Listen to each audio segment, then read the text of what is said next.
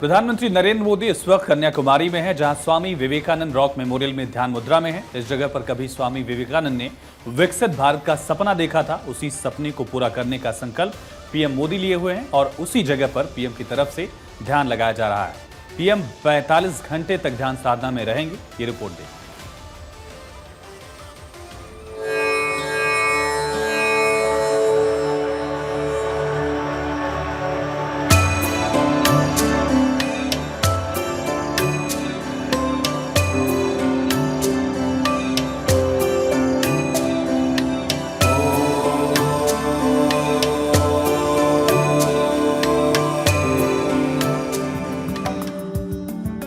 कन्याकुमारी का Swami Vivekananda rock memorial ये वही स्थान है जहां कभी स्वामी विवेकानंद ने विकसित भारत का सपना देखा था। आज उसी सपने को पूरा करने के लिए प्रधानमंत्री मोदी ने 2047 तक विकसित भारत का लक्ष्य रखा है। जिस शिलालेख पर बैठकर कभी स्वामी विवेकानंद ने साधना की थी, उसी शिलालेख पर आज प्रधानमंत्री मोदी बैठे हैं और ध्यान लगा रहे हैं। विवेकानंद यह न किसी व्यक्ति का नाम है, विवेकानंद न किसी व्यवस्था की पहचान है। एक प्रकार से विवेकानंद सहस्त्र साल पुरानी भारत की आत्मा की पहचान है।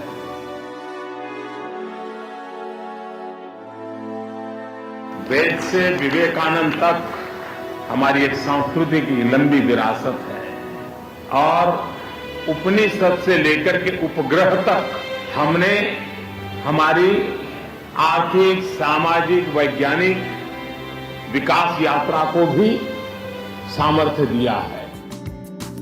गुरुवार को प्रचार खत्म करने के बाद प्रधानमंत्री मोदी उस ऐतिहासिक जगह पहुंचे जहां कभी स्वामी विवेकानंद को जीवन का मकसद प्राप्त हुआ था।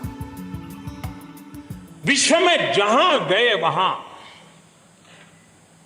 जहां भी बात करने का मौका मिला, वहां बड़े विश्वास के साथ, बड़े गौरव के साथ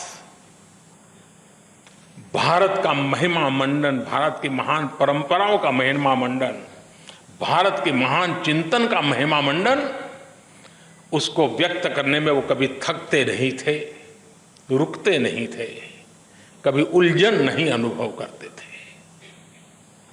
वो एक रूप था विवेकानंद का।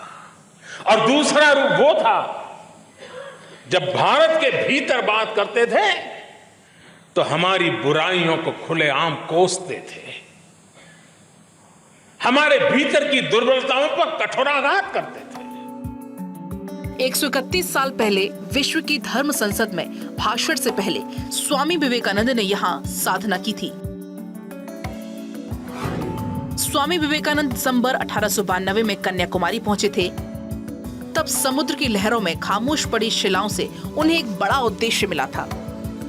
उन्होंने निश्चय किया कि वो समुद्र तट से तैरकर पानी के बीच में उस शिला पर जाकर ध्यान लगाएंगे जहां आध्यात्म उनके मन को ईश्वर से जोड़ेगा।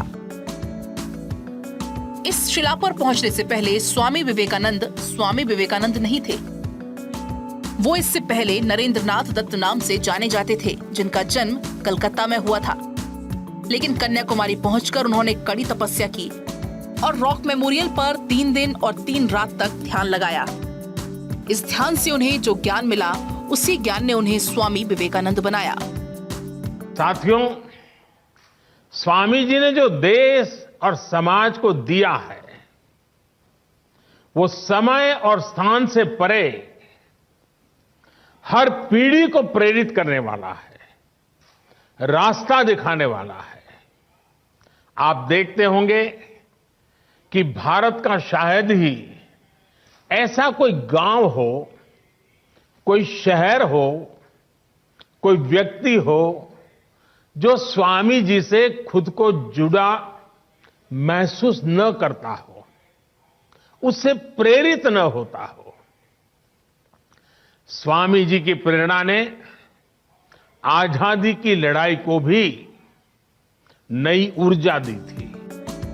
प्रधानमंत्री मोदी स्वामी विवेकानंद के विचारों से इतने प्रेरित हैं। स्वामी विवेकानंद ने जिस विकसित भारत का सपना देखा था, प्रधानमंत्री मोदी ने उस सपने को पूरा करने के लिए विकसित भारत का संकल्प लिया है। प्रधानमंत्री मोदी गुरुवार की शाम 6:45 से ध्यान साधना में हैं। वो करीब 45 घंटे तक ध्यान साधना में ही रहेंगे।